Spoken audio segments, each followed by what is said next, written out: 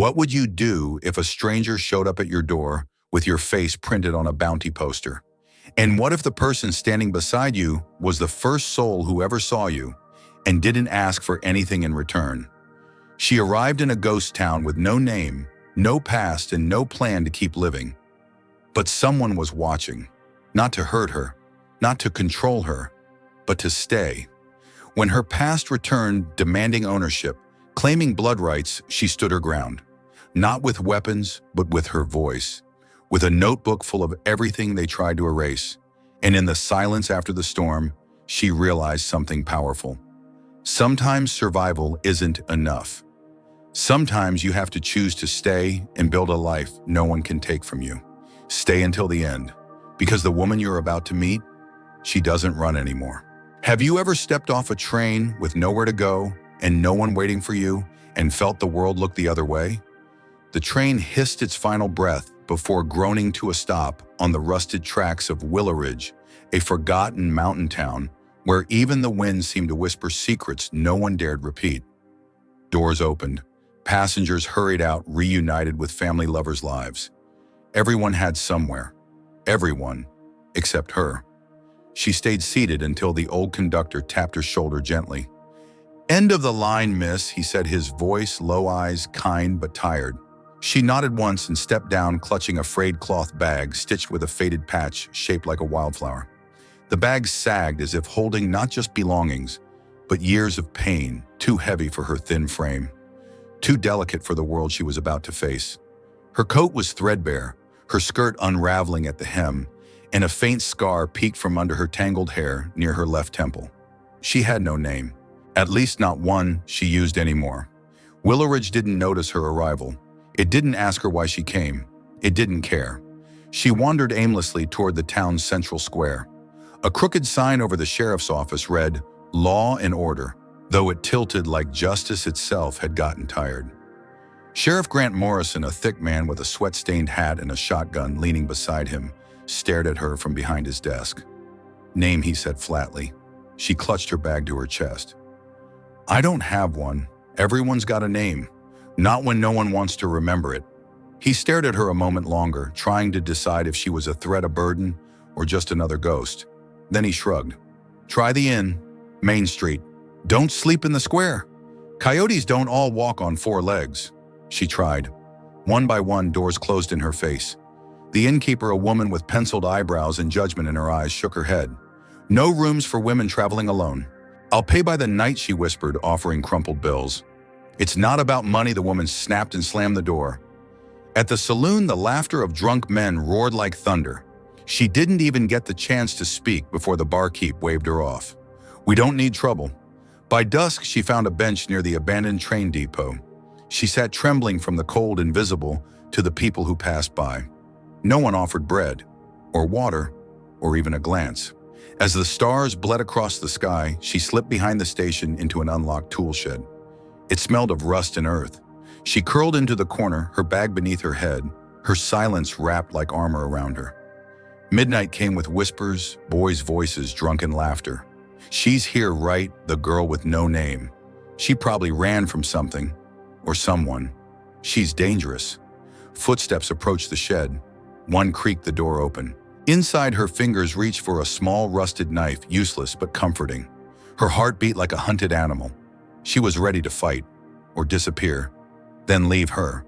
The voice outside cut through the night. Deep, commanding, quiet as thunder. Silence. A single name passed between the boys like a threat cloaked in reverence. "Dawson." The door slammed shut.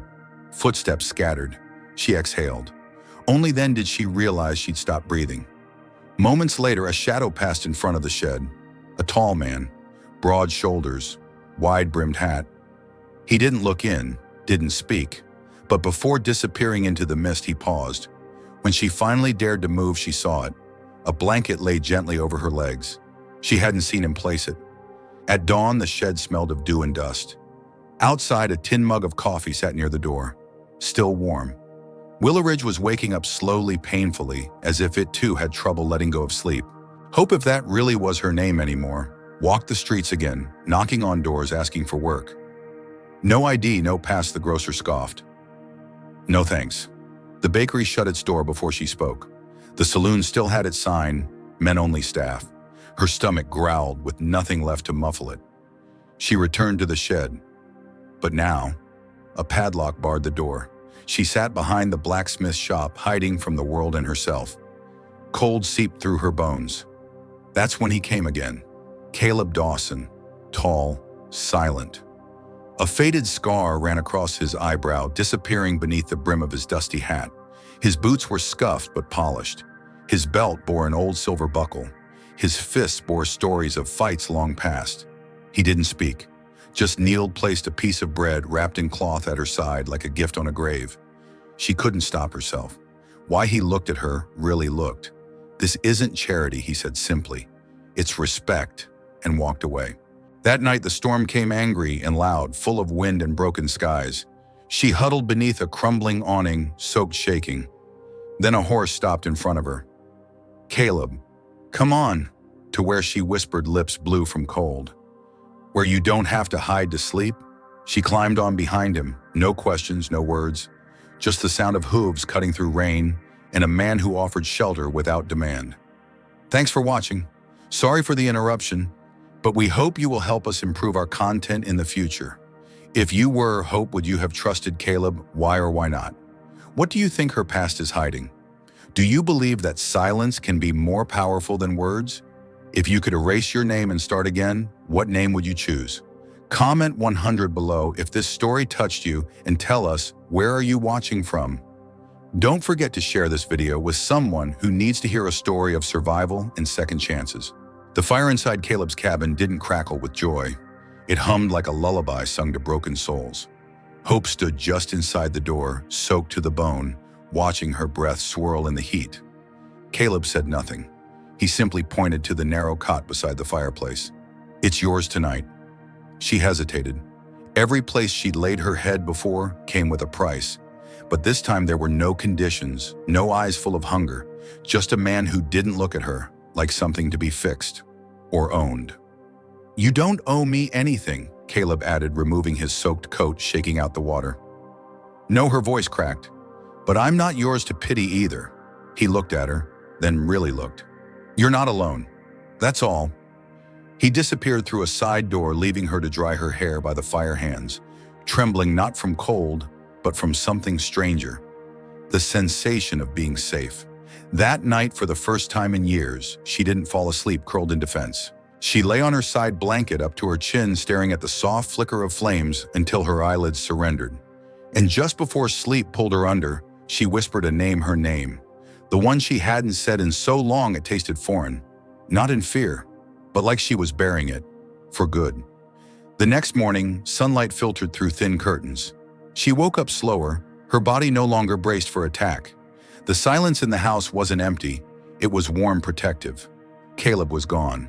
In his place on the table sat a bowl of warm beans, 2 mugs of coffee, and a slice of bread, shaped like a heart, awkward and clearly handmade. It wasn't kindness she was used to. It was kindness that asked for nothing in return. It unsettled her more than cruelty. She ate in silence, then found him outside in the corral, hammering nails into a fence. The cold wind stung, but he moved with calm, steady hands. Purposeful. She didn't speak, just watched, and she remembered. The cell, the screaming, the hand that covered her mouth. The father who said, "You were born to be silent." She blinked the images away, but they stayed behind her eyes. That evening, she gathered the nerve to ask, "Why do you live out here?" Alone. Caleb sat on the porch, cleaning mud from his boots. "Because there are ghosts in town," he answered quietly, "and I learned to breathe better without them." She nodded. "Then why did you bring me here?" "You look like the kind of person who'd forgotten how to sleep without fear." She laughed, short, unsure. "You think I still have a soul to save?" He looked at her, unblinking. "I don't believe you ever lost it, just misplaced it." They didn't talk after that. But something shifted, not in words, in the air, in the way her shoulders dropped for the first time, in the way she didn't flinch when he walked past her. That night it rained again, but inside the silence wrapped around them like a blanket. Hope wrote in a small notebook he had given her blank pages waiting for someone to reclaim their story. She didn't write her past. She wasn't ready. Instead, she wrote a sentence. A name isn't a chain, it can be a seed. The following morning, a rider appeared on the horizon, alone, a shadow on horseback, dust trailing like smoke behind him. Hope froze. Her fingers clenched the edge of the porch. Caleb stepped outside, rifle at his side. His jaw was tight, his voice was calm. You expecting someone? No, she whispered, but her face said otherwise. The rider stopped at the gate, face hidden beneath a wide-brimmed hat. I'm looking for a girl, he said, voice oily, thin, dark hair, eyes like burnt sugar. She went missing weeks ago. Some say she came this way. Caleb said nothing. I've got a bounty poster, the man continued, pulling a rolled-up paper from his coat.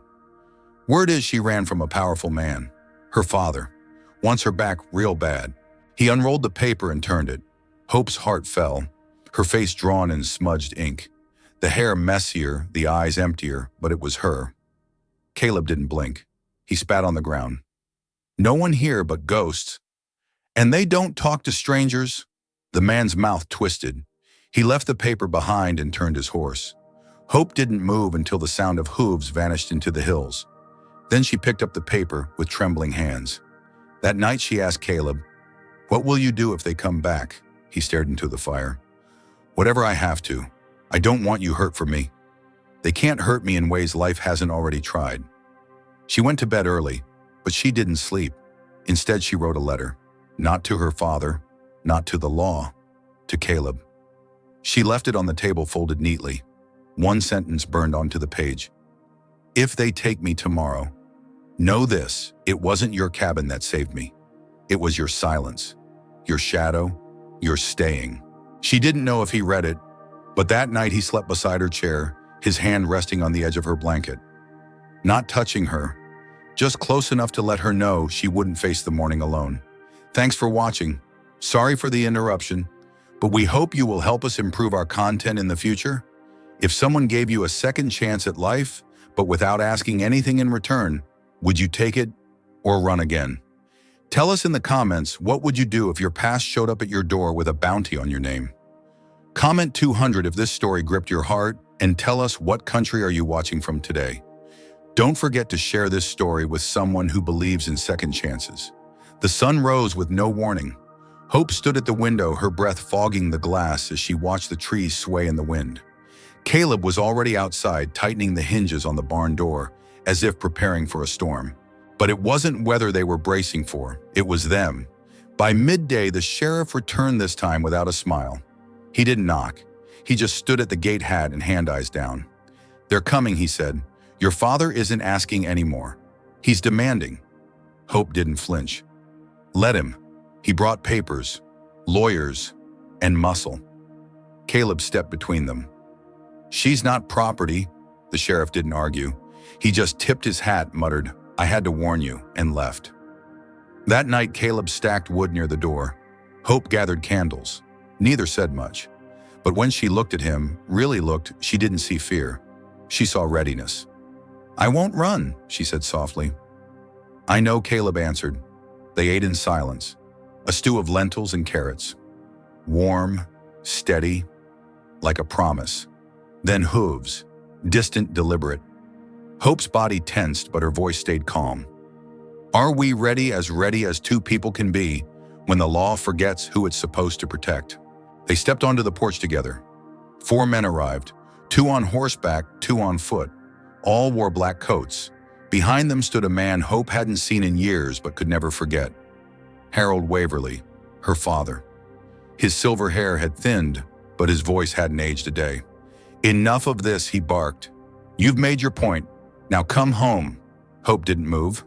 I already am. This isn't a negotiation. No, she said. It's a declaration. He stepped forward, holding out a court order, signed and sealed. You're a minor. You're under my authority. She took a deep breath. You lost that the day you locked me in that room, the day you said silence was safer than truth. One of the men moved to grab her. Caleb's shifted rifle still slung, not raised, but his presence alone was a warning. Hope reached into her coat, not for a weapon, but for a notebook. Her story, her voice. This, she said, lifting the worn leather-bound journal, is the record of everything. Every bruise, every night, every time I was told I didn't matter. Her father's face tightened. You think anyone will believe that, he growled. She smiled faintly. I don't need them to believe. I just need them to read. She opened the journal and read aloud. A paragraph, a memory, a wound now turned into words. The silence that followed was heavy. Even the wind seemed to pause. Her father's voice cracked for the first time. You think this makes you strong? No, she whispered. It proves I survived. He turned away, furious, powerless. You'll regret this, maybe, she said. But it will be my regret, not yours. The men left, no fight, no blood, just the sound of failure and retreat. When the dust settled, hope collapsed, not from fear, but from the weight of resistance finally laid down. Caleb caught her, held her, said nothing. He didn't have to. Weeks passed. The threat never returned. Willow Ridge didn't ask questions, but the people changed subtly. A loaf of bread left at the door, seeds passed through fences, gentle nods in the street. Hope planted a garden. Caleb built a second chicken coop. They repaired the roof together, laughing more often now, awkwardly at first, like two people learning how to speak joy again. One day, a little girl named Lily Jean came by with her mother. She's the lady who saved the man on the hill, Lily whispered, pointing. Hope knelt down, smiling. No, sweetie, he saved me too. That night, she pulled out the journal again. She didn't write about pain. She wrote about bread rising in the oven, about how Caleb always squints before smiling, about how the trees outside hum when the wind turns east. She signed her entry, Hope Waverly, a woman with a name, a story, a home. Caleb found her sitting on the porch that evening, a cup of tea in hand. Thinking, he asked. Building, she replied. He raised a brow. She handed him a slip of paper. It said, A House for the Lost. What's this, he asked. Our next project, she said. A place for anyone who needs to breathe again. Caleb smiled, not with his mouth, but with his whole face. You think people will come? They already are, she said. They just don't know it yet. The next morning, they placed a wooden box by the gate, carved into the lid for those who arrived without a name. Inside, they left journals, a pair of gloves, a loaf of bread, and a note. You're safe here. Stay as long as you need. That night, Hope looked out across the hills, her hands resting on the porch railing, the stars shining above like watchful eyes. I was once silence, she whispered. Caleb stepped beside her, but now she turned eyes steady. Now I'm the one who listens. Thanks for watching. Sorry for the interruption, but we hope you will help us improve our content in the future. What part of Hope's journey resonated with you the most? If you were given the chance to write your life over, what would be the first sentence in your new chapter?